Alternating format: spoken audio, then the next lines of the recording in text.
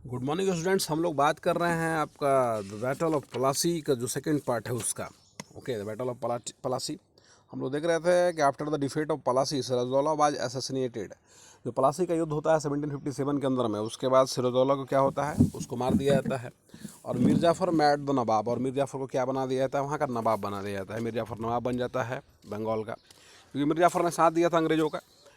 So the company was still unwilling to take over the responsibility of administration. Its prime objective was the expansion of trade.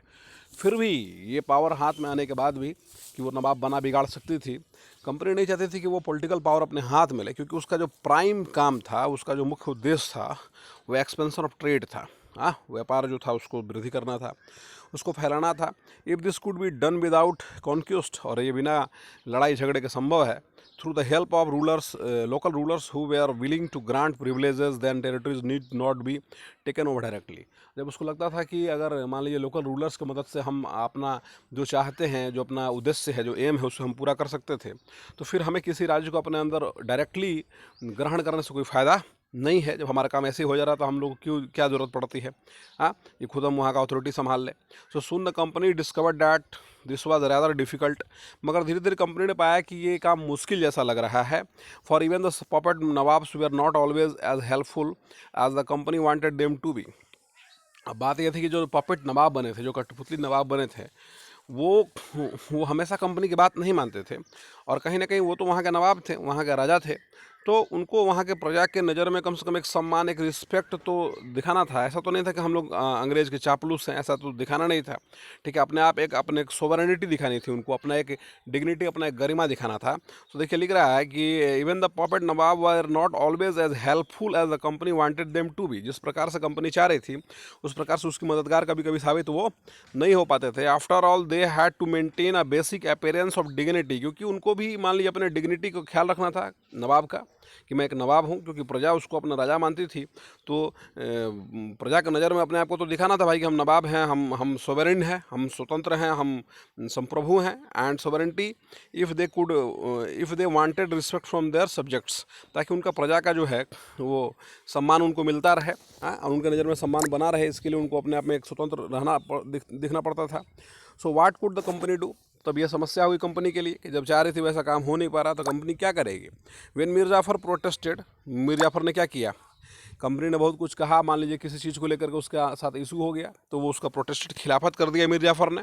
Siraj-ud-Daulah के बाद जो मीर जाफ़र बना था, उसने इसका अगेंस्ट किया कंपनी का।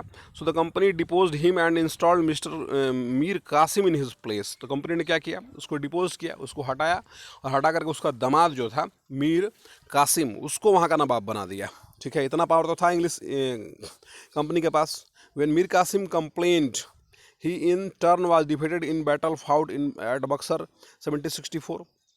अब देखिए, अब मीर जाफ़र को हटा के मीर कासिम को बनाया, और मीर कासिम ने क्या किया कि वो भी वहाँ से आपका, उसने भी अंग्रेज़ों के विरुद्ध किया। वो अपनी राजधानी वहाँ से हटा करके मुंगेर बिहार ले आया, हाँ, और अंग्रेज़ों के विरुद्ध वो करना शुरू किया। फिर लास्ट में उसको 1764 के अंदर जो बैटल ऑफ बक्सर होता है, बक्सर की लड़ाई होती है, हमारा जो बक्सर यहाँ पे है, वहाँ पे जो है हरा दिया जाता है किसको? मीर कासिम को। ठीक है, और ड्राइवन आउट ऑफ बंगाल, उसको बंगाल से बाहर कर दिया जाता है। एंड मीर जाफ़र वाज री इंस्टॉल्ड, और मीर जाफ़र को फिर से वहाँ पे गद्दी पे बैठा दिया जाता है। मतलब मीर जाफ़र था, सिराजुद्दौला के बाद मीर जाफ़र को हटाने के बाद फिर मीर कासिम, और फिर मीर कासिम को हटाने के बाद फिर मीर जाफ़र। तो देख रहे हैं आप किस तरह हो रहा है। मतलब यहाँ सीधा सीधा मतलब ये है कि अंग्रेज़ों की जो बात मानता था उनको रखते थे, अदरवाइज अगर कोई खिलाफत करता था उसको हटा दिया जाता था। तो यहाँ फिर से री इंस्टॉल कर दिया गया मीर जाफ़र को।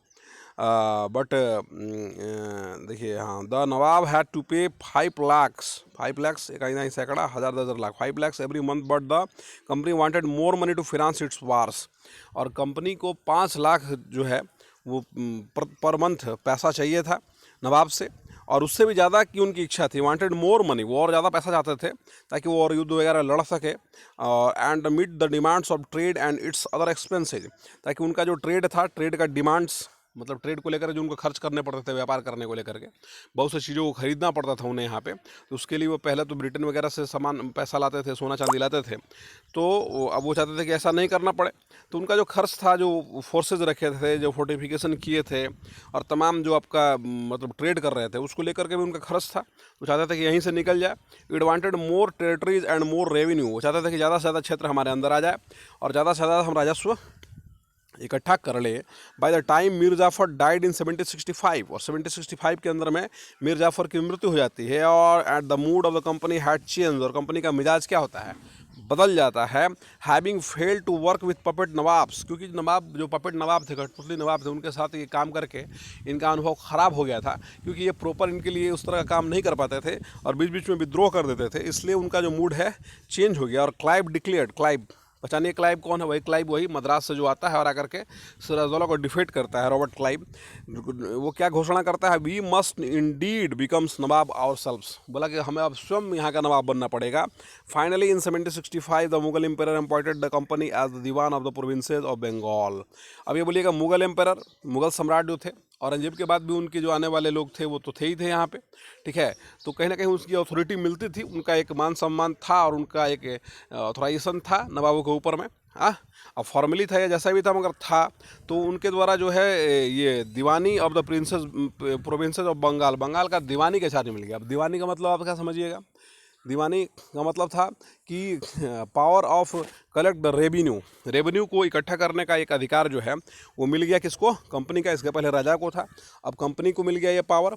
The diwani allowed the company to use a vast revenue resource of Bengal.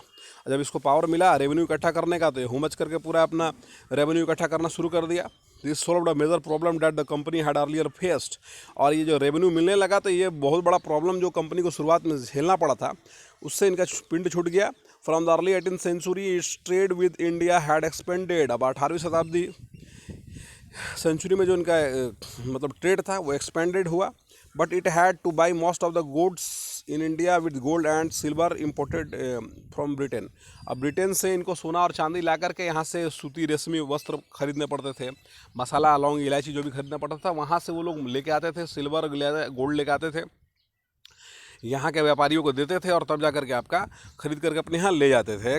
But this was because at the time Britain had no good to sell in India. और क्योंकि उस समय कुछ ऐसा प्रोडक्शन नहीं करते थे ब्रिटेन के अंदर में जो कि भारत के बाज़ारों में बिके, तो इनका ट्रेड यही था कि यहाँ से चीज़ों को सस्ती कीमत पर खरीदना और ले जाकर ब्रिटेन और यूरोप के बाज़ारों में बेच देना है। So the outflow of gold from Britain slowed after the battle of Palasi.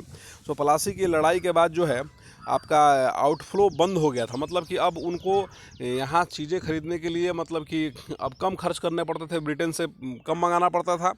और entirely stopped after the assumption of Deewani.